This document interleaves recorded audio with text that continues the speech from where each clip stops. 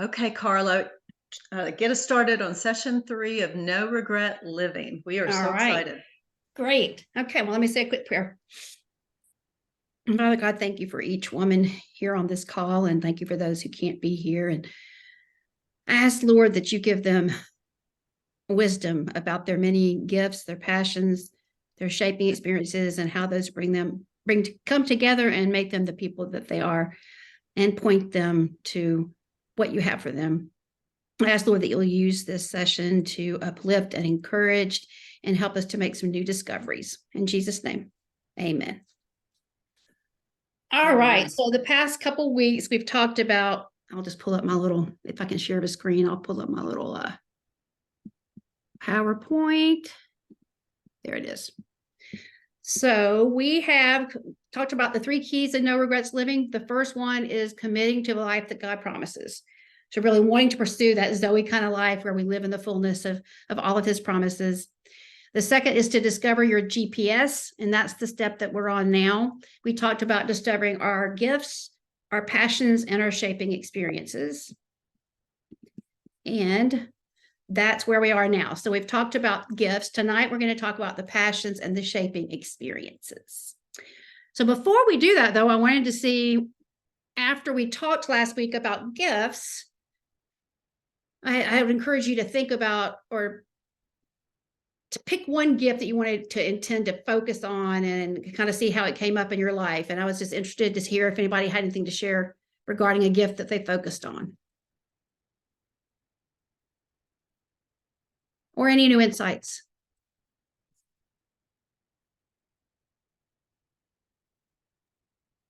I think I shared last week that one of my gifts is hospitality. And, that I have taught spiritual gifts in my class or in my churches for over 10 years. So I love this topic. But something I hadn't thought about until I really focused on it this week, Carla, due to your encouragement and even just prayer, was I think of hospitality as something when someone comes into my home. And what I realized was God was kind of expanding my horizons. And this week I got to invite my little friend. She's 95, young. I invited her to the Christmas tea at church, the ladies' Christmas tea. And she was so thrilled to be invited. And I realized that just the invitation meant the world to her, as living in a, assisted living or nursing home. And so it's just another way that we can extend hospitality. It's a very different approach because I always think it's in my home. But just being willing to invite people to things that might be a blessing to them is another example of God's hospitality and the gifts that He's given us. Oh, I love that. I love that because that's really what it is. It's a spirit of hospitality, and you definitely have the gift of entertaining and having all the different pieces come together to make people feel welcome and enjoy your home and you. But yeah, it's the spirit that you carry with you. I like that. Yeah. And how do you know? And How do you know her? she was in my book club, and she was living on her own in our little country club that we go to. Carla, you've seen it, Old Beau. And now her family has put her into, assisted living or a nursing home because she had a few falls and she was living on her own with a caregiver coming a few hours a day, and she just needed more care. But the end of the story that's super cute is she said to me, I said to her, I said, now, if there's any other of your friends that you might want to bring along, I'd be happy to bring both of y'all or several of you. And she said, I'm going to invite Marion. She would love to come too. Nice. So I haven't heard from her yet to confirm that Marion's coming, but it'll be fun. It's just Christmas tea. I'm in charge of bringing mini scones, and there's 8 or 10 women bringing stuff. So it'll be sweet. That sounds fun. And I love that. That's exactly what I'm talking about when I'm saying focus on a gift. There's ways you can apply it that you probably haven't even thought of. So thank you for sharing that. Anything else before we move on to tonight's topics? All right. I want to start with a question. If you have pencil or pen and paper nearby, you might want to jot this down. Not the question, but your answer. Here is the question. Looking back, what advice would you give your younger self? Looking back, what advice would you give your younger self and why? So I'm going to just give you a little time to think about that because you might not think of something off the top of your head. And whatever you think about, jot it down. And then we're going to talk about it. And it can be more than one piece of advice, but at least one piece of advice you'd give.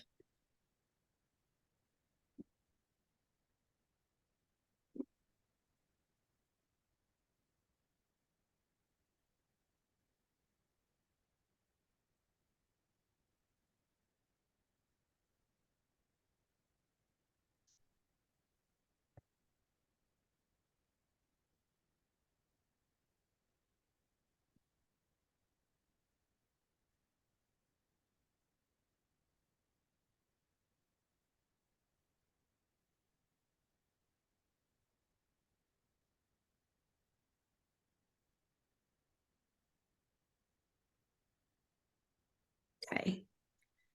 I'd love to hear from at least a few of you. What advice would you give your younger self about anything?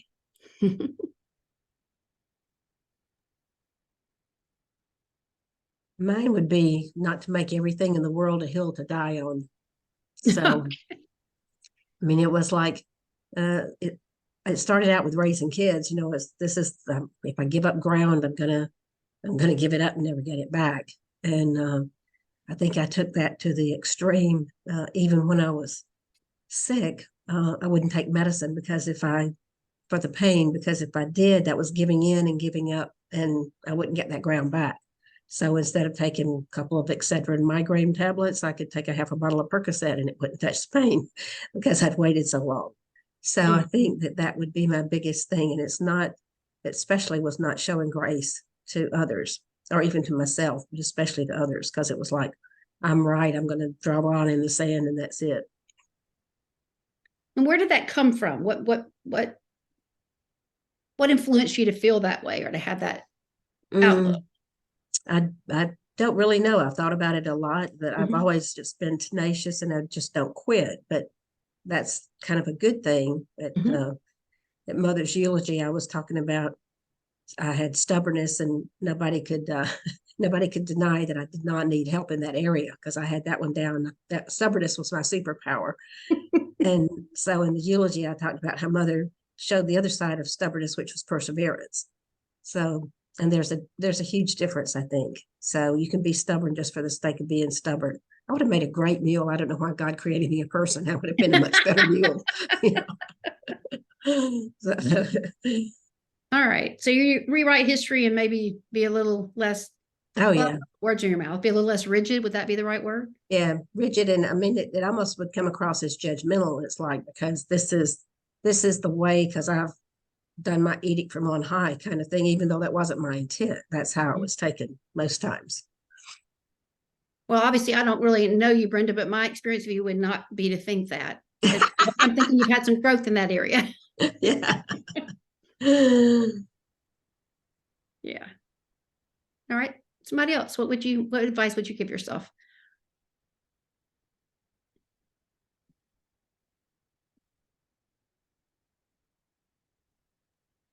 I think something I'm still learning. So you don't know me either. My children are 21. I have a senior in college, a freshman in college, and a sophomore in high school. So they're 16, 18, and 21. And I think one of the things I'm just now learning is to take better care of me. I would always sacrifice me, like whether it was something as simple as not taking a shower because I didn't have time to take a shower, or not working out, or not eating well, or whatever, because I had to get all these things done while they were taking a nap or while they were at school or whatever.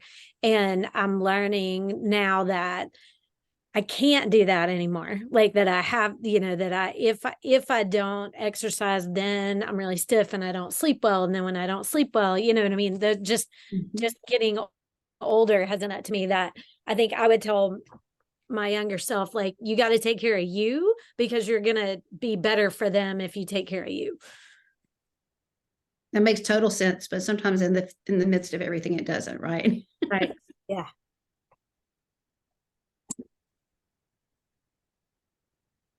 Lynn, Melanie, Sabra? Yeah, I was thinking I could say what Kelly just said, and I ain't got any kids to blame. I think I would have told my younger self, don't just think somebody's going to come along and marry you. You might need to do something about it. Okay, tell me more about that though. I just think that growing up, I thought, well, you're going to get married, and so that just will happen. Mm-hmm. And it hasn't yet. So that makes me think that just thinking it will happen was not really the way to work it. So what do you think you would do differently? How would you? Yeah, I don't really know. I don't know that I have a good answer for that. Well, it's never too late. I mean, I got married in my late 40s. Mm-hmm. You never know. Well, that's how I feel about it. Like if people say, "Oh, you're not married," and you're like, "Yet, I'm not dead yet either." That's right. So there's still an option. Yeah, I did have to do something about it. I did the online dating thing, so that is how I met my husband. And I kissed a lot of frogs, but anyway. All right, Melanie, what about you? Oop, you're on mute.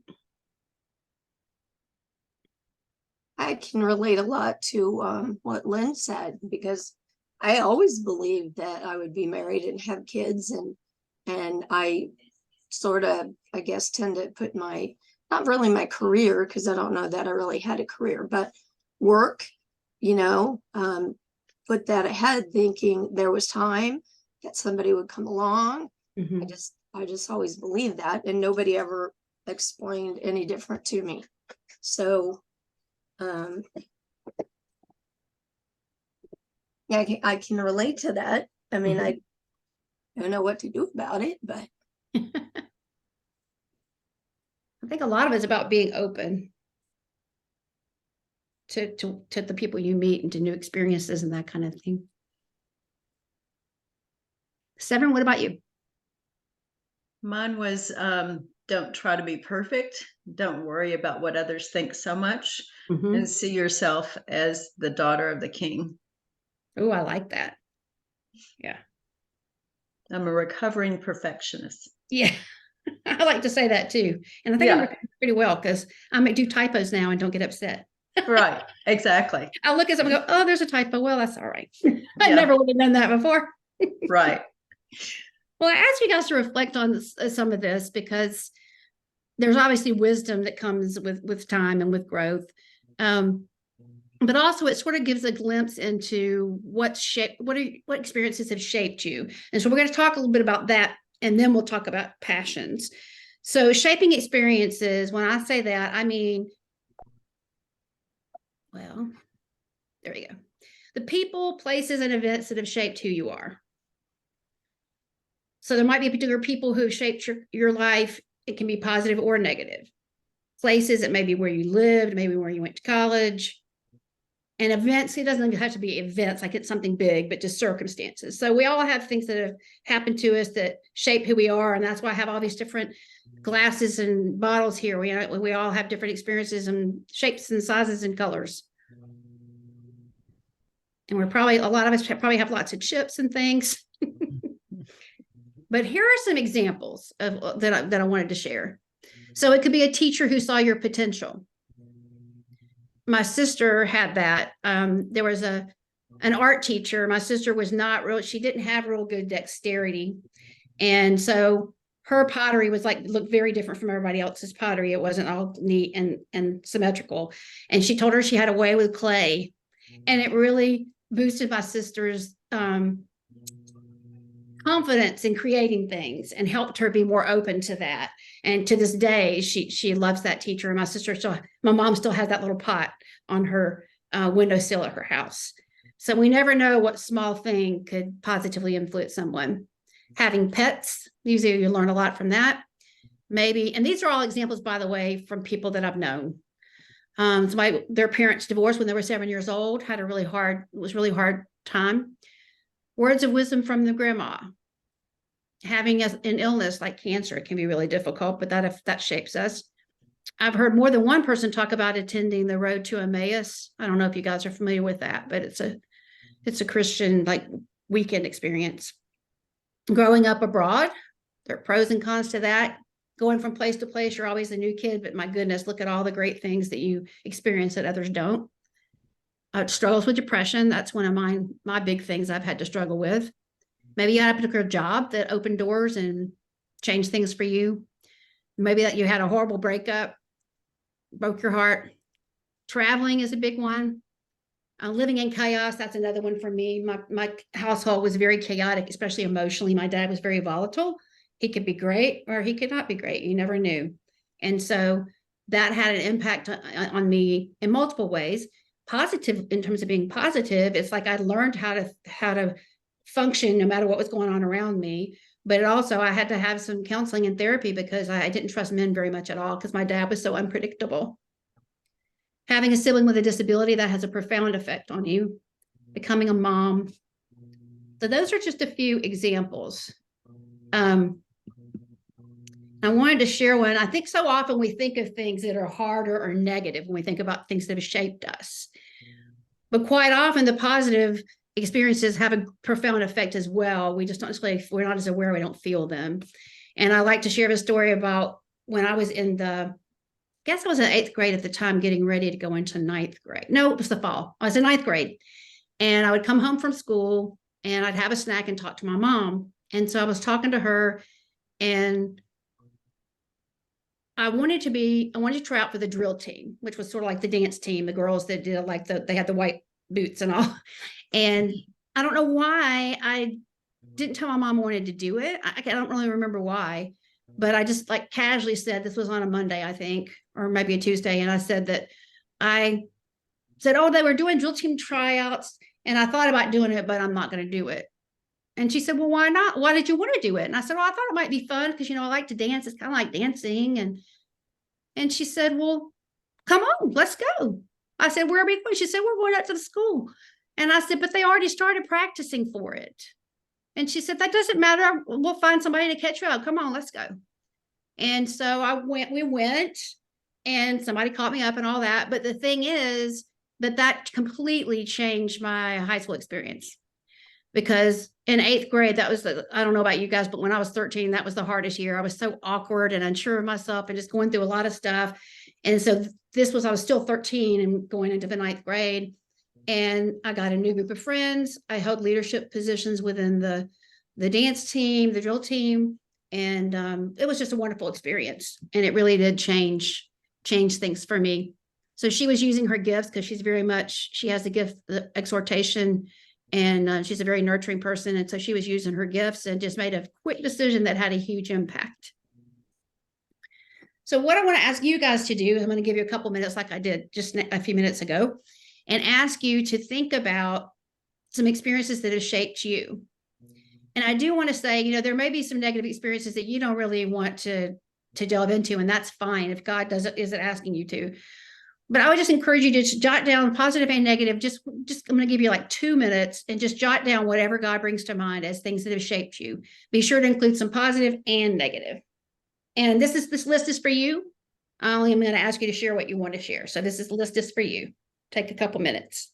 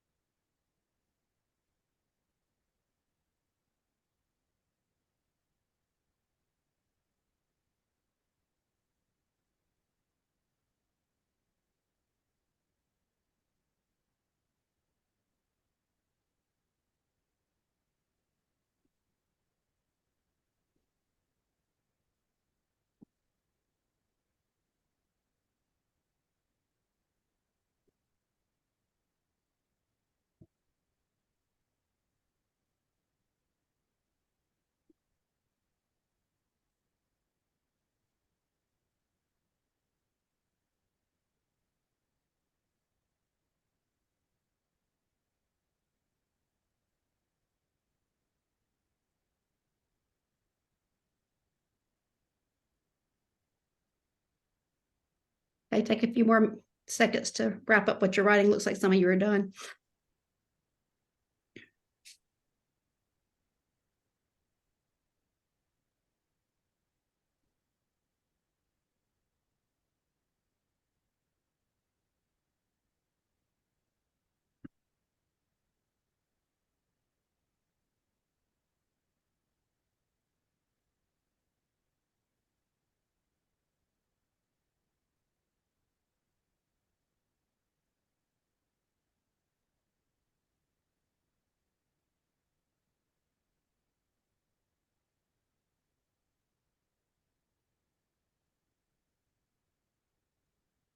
Okay. The idea with this kind of a lesson or this kind of a program, looking at the gifts, passions, and shaping experiences, is to kind of ask God to show you which of those he wants you to really, what he wants to illuminate about those. And the idea is to take those things together and help use that as the GPS to guide you going forward. So part of it obviously is identifying them and then asking God what he wants to do with them. And we know that God uses every single thing that happens for our good. And I know I've had times in my life where I'm like, I just don't see what good could possibly have come out of this. But we know the word tells us there's always positive things. And I had some pretty traumatic things happen in my childhood. And I used to just kind of wish them away and wish I didn't have them as my past and wish I could just push them away. But when I really did, when God brought healing to me and brought me to the right people and the right resources to get healing, I actually saw so much good that had come out of it. Before I really dealt with a lot of pain from my past, I was very, I was a friendly person. Don't get me wrong. I was nice to people, but I had a little bit of a chip on my shoulder. I was a little bit leery about being hurt and not as compassionate. I was kind of like, when people would complain about things, I'd be like, well, pull yourself up by your bootstraps and move forward, stop what you're doing. Now I have a lot more compassion because I allowed myself to experience the whole journey of my healing. And so I never really thought God brought good out of it. He brought a lot of good out of the things that I've been through. And then on the positive side, I've had been a part of a lot of wonderful communities, from college to the workplaces that I've had, to the churches I've been in. And a lot of those experiences have been on my list as in impacting and shaping who I am, and then in turn, shaping myself and hopefully others going forward. And I actually had a friend of mine who was in ministry for many years. And fortunately for her, unfortunately for us, she died this past week. But I was just looking at her legacy, and it's also just really, it's giving me another sense of urgency about moving forward. She was a speaker. Well, she and her husband were missionaries for years in Amsterdam. And then they moved here to the States, but she traveled all over ministering to the leaders for YWAM, Youth with a Mission. And she has impacted thousands and thousands of people, and just seeing all the tributes to her. And I'm like, wow, we can have a huge impact on people. It can be one time. Some of these people met her one time and they're like, you saved me, kind of thing. So that's a little bit about me. And I would love to hear from a few of you. Again, I'm not going to force anybody to talk about anything they don't want to, but I'd love to hear an experience or two from you guys that has shaped you and how it shaped you.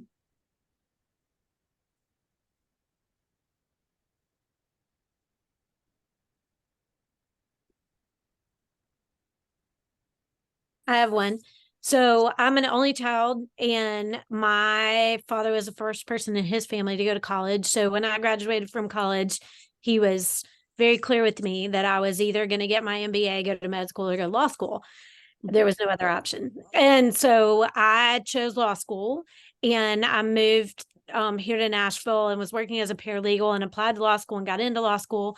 And I wanted to go I wanted to become a district attorney and prosecute child abusers. That's what I wanted to do. I had volunteered in a clinic for children whose parents were in the system. And that's kind of where that idea came from. And the attorney I was working with was like, I want you to talk to a friend of mine who's a DA who does that. And I went and met with that man, and I can't tell you his name. I don't know if he was a believer. I mean, I don't remember I can't tell you what he looks like, but I was 23 years old.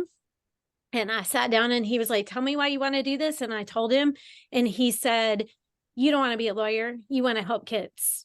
And I was like, yeah, I want to become a lawyer so I can help kids. And he was like, I don't help kids. He was like, I mean, I do, but it takes years and years and years. And that's not what you want to do. You want to help kids. You need to go do something where you're helping kids. And so I didn't go to law school, which is a whole nother event with my dad, but I'm not going to go into that right now.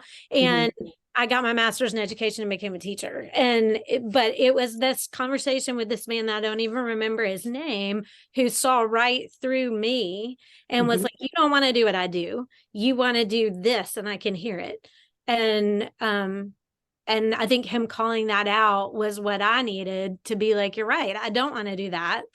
I want to do this. And it just sent me, I quit my job, went and worked at a Young Life camp, and then got my master's in education. So yeah. Oh, that's wonderful. So it sounds like you've been where God wanted you to be. Definitely. Yeah. And that one conversation with that one guy, that's really cool. Yeah. It was definitely a shaping moment for sure. Better than going through years and years of law school, becoming a lawyer, and being like, this is what I thought it would be. Right. Exactly. Yeah. Thanks for sharing that. Sure. Anybody else want to share? I've got one. One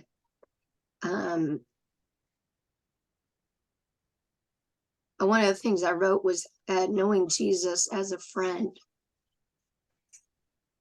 And Jesus has always been in my life.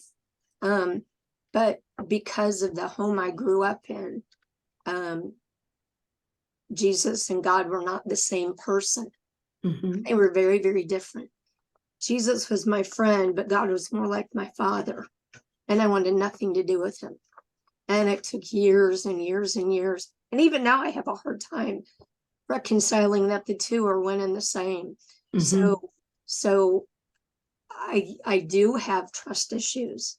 And while I can take God at his word, it's not like a daughter relating to her father. It's like, okay, if you say it, I believe it, but I have to see it. You have to prove to me. So taking him at his word is very hard. And is that something that you've been aware of for a while? That's something you struggle with, or is that newer? Always. I always was very, very aware of it. I can't remember exactly what it was, what I was doing, but I do remember coming to a point to where all of a sudden I was like, they really are the same person. And so there was a lot of mixed feelings with that. It didn't fix anything. It just changed the perspective. That's really cool that you knew Jesus was your friend all along, though. Yeah, well, I'm the oldest of 6 kids, and we're all very close in age. And I think having so many kids, again, I think my mom and dad, that was just what was expected. And I think they spent most of my childhood completely overwhelmed. I bet. There was nothing proactive about anything. It was always reactive. And because of my age, my job was to help with the younger kids. It was never, what do you want? It was, this is what's needed. Go do that. So my friends were always more important to me than my family, just because felt like I was invisible most of the time, unless they needed me to do something. So I'm wondering, since they weren't proactive, I'm wondering, how are you proactive about things now? Because That wasn't what you experienced and you wanted it? Well, I struggle with that. There are a lot of skills that I Mhm. never learned.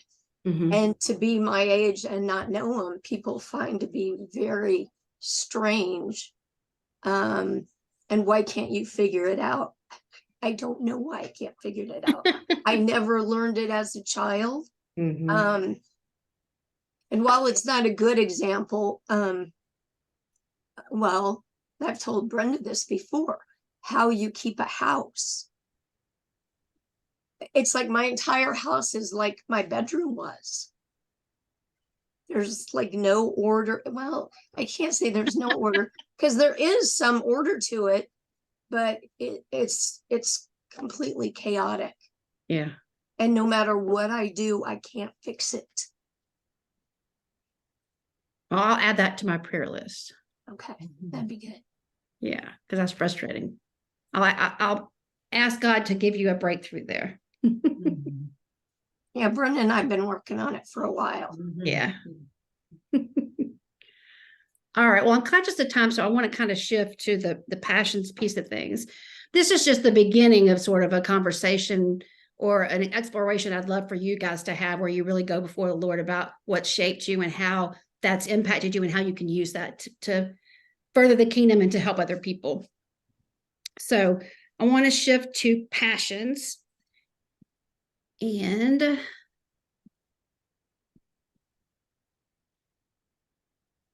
passions, I define that as the things that matter most to you. Things that matter most to you. So it's kind of broad. It's not just things you love, but it's just what matters most to you. So things like your values and beliefs, and these are just a few examples. So honoring your commitments, maybe your independence is a big value for you. Curiosity, that's one of my big ones. I'm very curious. And I find that if I'm not really involved in activities where I can learn and be curious about things, I'm not as happy because I'm not living that value. Christian growth, depth, and relationships. Hobbies and interests. Now, sometimes we might think, oh, well, I like to read, cycle, craft. I like politics. And obviously, in your case, you all guys are all involved in health. Those things, God sees value in those things just for what they are. But also, even if it is something that seems like, well, crafts, how am I going to use that to explore my purpose or better the kingdom? I want you guys to be open to whatever your hobbies and interests are, to how God might want to use them in conjunction with the other things going on in your life. And then the third kind of category that I've got is hopes and dreams. So that could be things like you want to travel the world, you want to own a vacation home, you want time with grandchildren, or you want grandchildren, maybe you don't have them. So those are examples of the kinds of things that I'm talking about. And one question that I found that really helps kind of get underneath some of this is, and I'm going to skip that one. What lights you up? And by that, I mean, it maybe like when you're talking about something, maybe you have your normal level of conversation. And then when you start talking about this topic, you get animated. Or maybe it's something that causes you to lose track of time. You enjoy it so much, you look up and you're like, oh my gosh, all that time has passed. I had no idea. So what lights you guys up?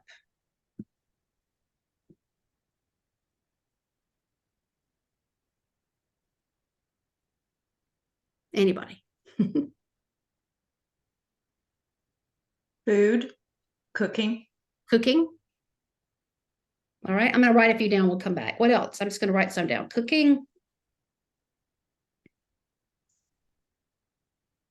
For me, it's one of its deep conversation is one of mine. Marketing for me. Marketing. Cool. What else?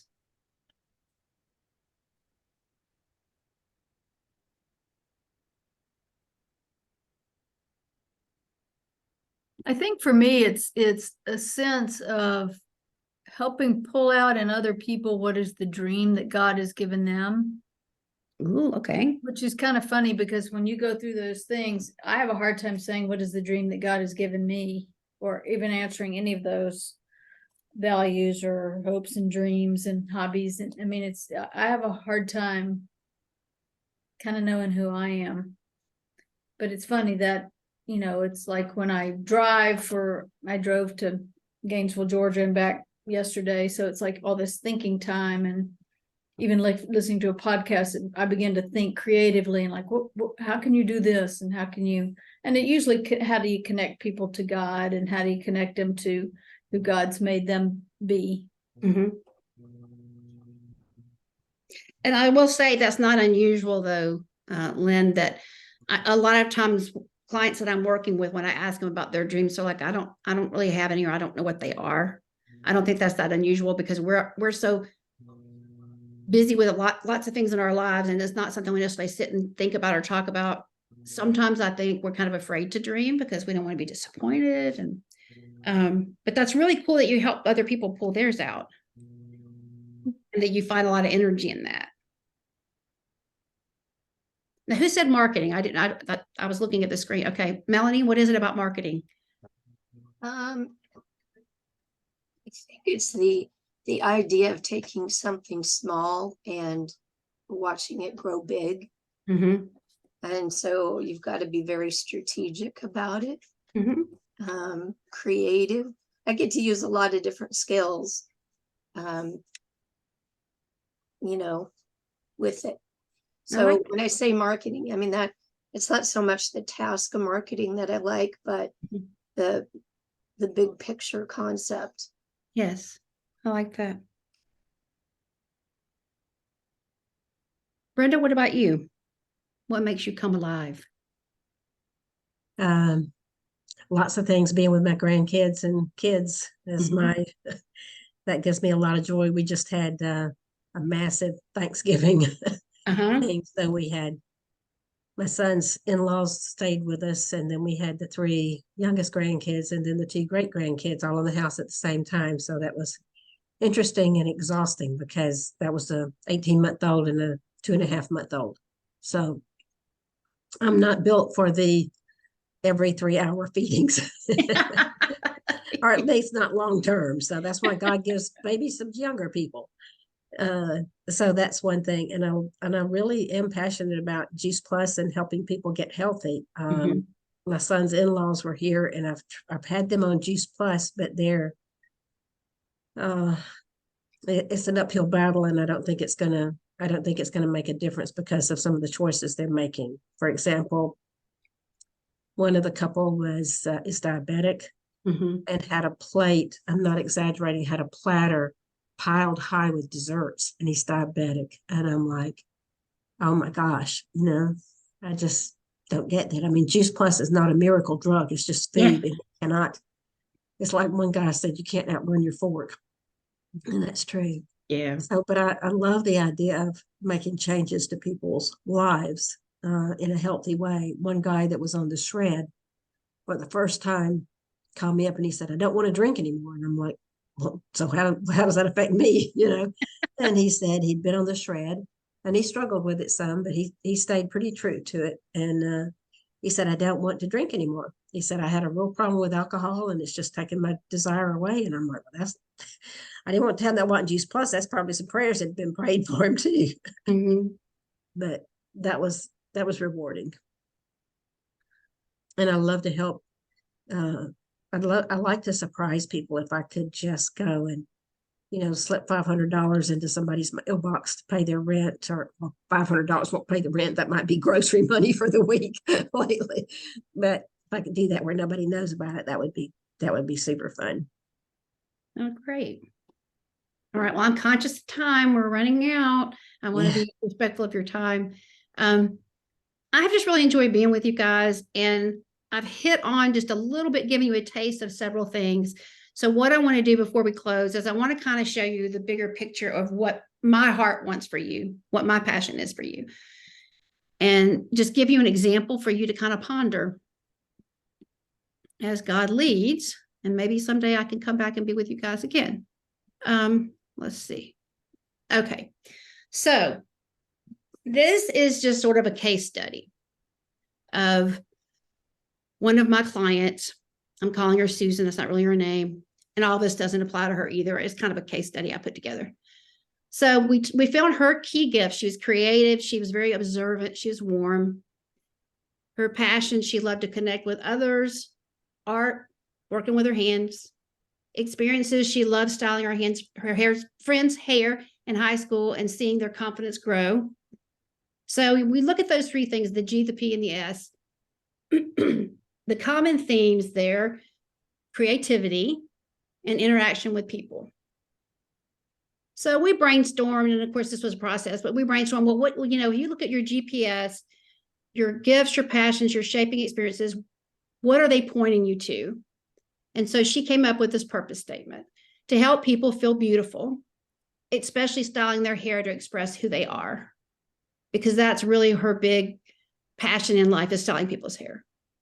So she wants people to help people feel beautiful wherever they are. And so she does that with her family at home. She does that obviously in her job as a hairstylist. She volunteers at her local homeless shelter. So having the GPS help guide her to have a purpose where she has that sort of a guidepost in her life, a theme that kind of runs through her whole life. It's not just about hairstyling. It's about bettering the world and helping people see the beauty and who God created them to be. So that's just sort of a glimpse of when you have your G, your P, and your S, ultimately where it might lead. But the beauty of it is, even if you just focus on one gift or one passion or one shaping experience, that's going to guide you, and God's going to use those things to better not only you, but also the people around you. So I know I've thrown a lot at you over the past few weeks. That's sort of a little bit of a teaser of what we could do maybe later.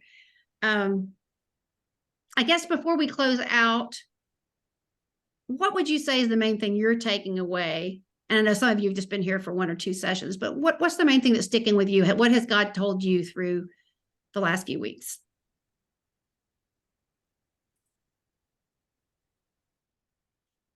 Or what stood out?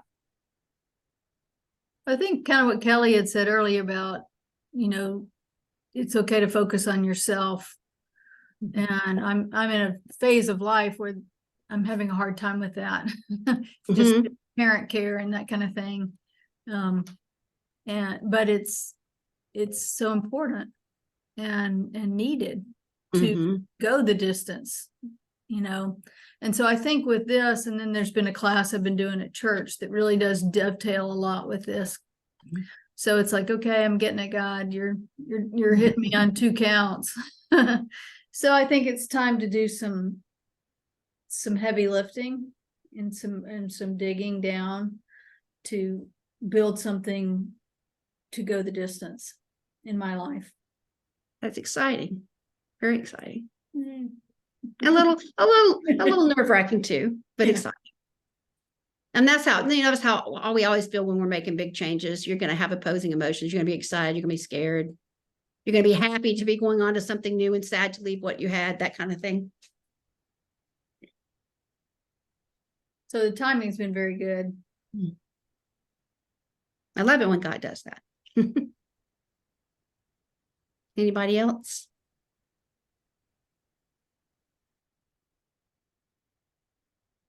Okay, well, I will do as I did before. I will give Severin a couple of resources in case you want to go further with this. I have a values discovery tool that I think is really helpful. I've narrowed down my top 5 values and I've got them up on my wall. And when I'm not feeling quite myself, I look up there and say, which of those am I not living, or which of those does God want me to pursue? So I'll send you that, and there might be another thing or two as well. But I wish you guys the best holiday season. And I look forward to hearing from Severin how things go with you guys going forward. Thank you so Carla. much. All Very right. helpful. Thank you. Thanks. Have a great night, girls. All right. Thank Good you so night. much, Carla. Thank you. Bye, guys. Bye.